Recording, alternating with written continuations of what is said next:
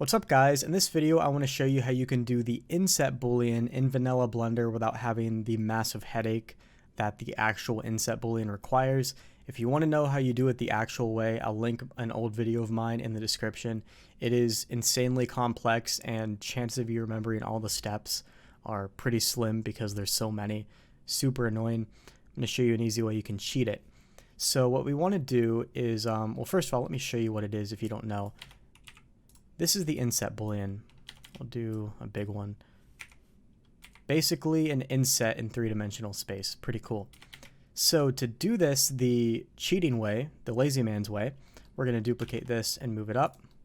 And what I want to do is make a slice operation between these two objects. Now you need to have the bool tool add-on turned on. Comes installed with Blender. It's free. It's already built in. Go to Edit, Preferences, Add-ons, and turn on the Bool tool add-on, B-O-O-L, it'll come up. And basically shift-click both the cubes and Control / to run a slice here. So at this point, I want to give this a nice little bevel, so I'm just going to add a Bevel Modifier with 3 segments and turn on Harden Normals. Okay, so I'm just going to make this amount pretty small, just so it kind of highlights the corners here. And at this point I'm going to also hide the cutter. Alright, so to do the inset boolean the easy way, we want to apply the boolean right here because there's a boolean between these two objects going right now, and I can't move this freely unless I apply the boolean. Now if you can't apply it, you might need to go to your object data panel and click the little number right here.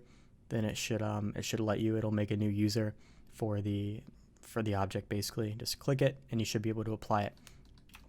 Now go to the base object, tab into Vertex Mode, select the most opposing vertex from your slice. So in this case this is basically the most opposing vertex, so I'm going to press Shift S, cursor to selected, select this object, go to 3D cursor pivot point, and now all we have to do is scale this in, and it's going to scale in this slice towards the 3D cursor and basically give us the same exact effect that we would have gotten otherwise.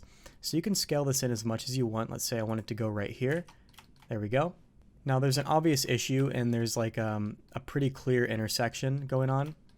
Like if we zoom in, see that? What we want to do is run a union between the two. So I'm going to click this with the shift key and run a union boolean between the two. So I'm going to press Control+ on the numpad, and that's going to make a nice little bevel there. Now you might need to make sure your booleans go above your bevel. In vanilla Blender it'll actually go in a chronological order, so make sure the boolean is moved above the bevel or you're going to get that weird issue and just going to be annoying. So now you'll have a nice fusion between the two surfaces here, and I'd also recommend going to the Bevel Modifier and changing the miter outer to arc, so that way we have that nice little arc there. And that's basically how you can cheat your inset boolean in Blender. And if you ever want to change the thickness, you just go back in here, turn on that cutter here, and you can just scale this up or down to whatever position you want it in, and you're going to have an inset boolean. And this works for any surface. I'll even show you here with a cylinder. You can do it for a cylinder, so I'll just move this over, shade it smooth, auto smooth, and we'll make this in a really weird location maybe. Not sure how that's going to look. I guess it looks alright. And you can do the same thing. We'll just, let me add another bevel modifier here real quick. So we're going to go to this piece, find a pretty much an opposing vertex. So I don't know, maybe like this one here. Cursor to selected, right? And we can essentially make sure the pivot point is still 3D cursor, apply the boolean and just scale this in, and we're going to have basically the same exact effect. We're going to have an inset boolean, and everyone's going to be happy. Actually, since this one isn't perfectly centered, it looks like we should have chosen an edge instead because there's no center vertex, but there is a center edge. So maybe we'll choose that one. You have to be careful with your selections or you might get like a skew. This is a nice and easy way to kind of cheat it. And then at this point, you just, union them together. You have a nice little fusion going on, or at least you should. Looks like this one is not scaling in quite as far as we want. not as accurate as you might want it to be. So you might have to do some minor adjustments, you know, move that in a bit more manually.